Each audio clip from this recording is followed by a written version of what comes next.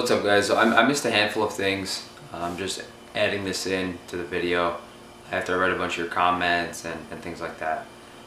One thing you can do is, if you do have a notice ahead of time and you would like to travel with it, you can make some jerky.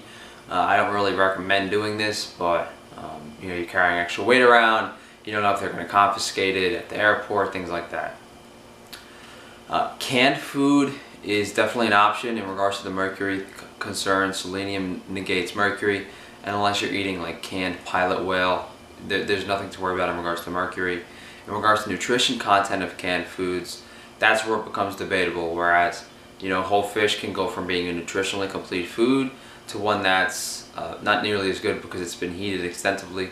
But for the most part, to my understanding, the fattier the fish is, the more nutritious it's going to be. And I do believe that things like anchovy, sardines, canned mackerel is nutritionally complete. Might not be the best tasting, but and the other problem is the oils they're packed in, and generally the quality of the oils they're packed in isn't something to write home about. Restaurants are, of course, always an option. I tend to stick to the grocery store because I don't want to spend $100, $150 a day eating in a restaurant. But again, you just stick to protein-oriented dishes. Most places do have like a tartare or carpaccio starter. For dinner, there's always protein-centric, so dinner's never really a concern. Breakfast, obviously, you could do bacon, eggs, sausage, and not be too concerned about it. And lunch, you could do deli meats. There's always really pretty easy parallels to find with each meal. But as I only usually eat one meal a day, I prefer to just go to the supermarket, buy the highest quality stuff I have access to, and roll with that. Someone mentioned visit a local butcher and get some meat, and I think that's usually an expensive option, and also not necessarily something people would be willing to do. And you got to keep in mind, you're just some random guy that's there traveling. Like, the local butcher isn't going to give you any amazing prices. Chicharrones are another thing I forgot to mention in the supermarket. The pork skins are, you know, great to snack on. Decent source of calories. Can definitely be inflammatory from the oils they cook them in, and obviously not like a great source of nutrition unless you're literally making your own from pastured animals. But you know, it is an option for calories. The electrolyte supplements I use are bulk supplements, potassium and magnesium. What I do is I just bring a bag of each. You can't really mix them together because it clumps up, and you definitely want to have magnesium with the potassium. The water I buy is usually, I should look for some reverse osmosis or just distilled water at the supermarket.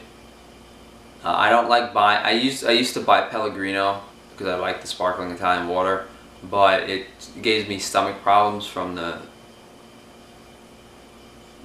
bubbles in the water. I literally had like intestinal pain every time I drank it. So definitely stick to flat water if that bothers you like that.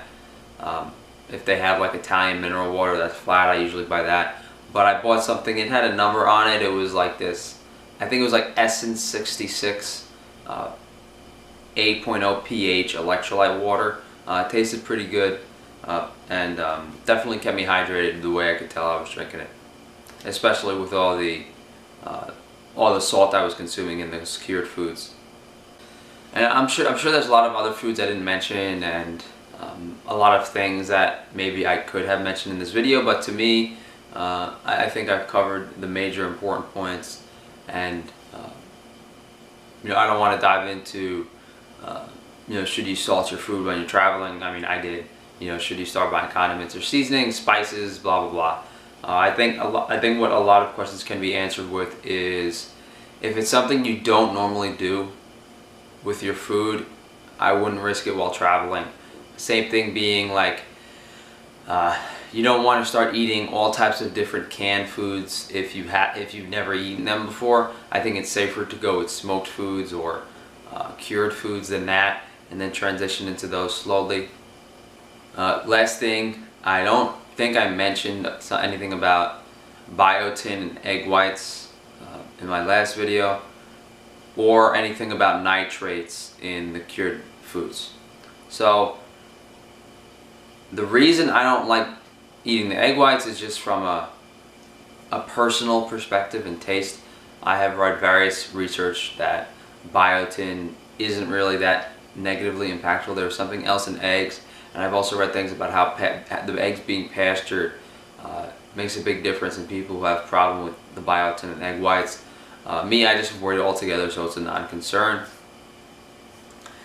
For the nitrates, I just don't consume them because they give me a headache sometimes. And generally speaking, when you put nitrates in a food, I feel like people can kind of brush off the quality and the methods used to make those foods. I mean, nitrates are in pretty much every vegetable there is, and even in foods where nitrates aren't used and they're naturals, like things like celery, beetroot.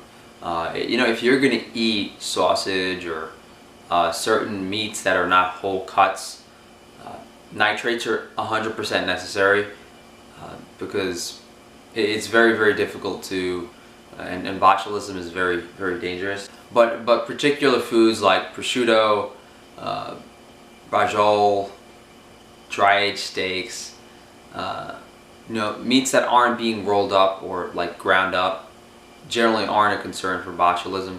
So that's why I look for nitrate-free sources. You're never going to find a nitrate-free like hot dog or sausage in a supermarket as far as I know. Thank you guys. Let me know if, I don't know from a perspective if I should have just edited the initial video and put it in, or if I have to re-upload it and I lose all the comments, or if I should just keep this like this. But this is what I'm doing for this video, so just let me know, guys, and as always, thank you.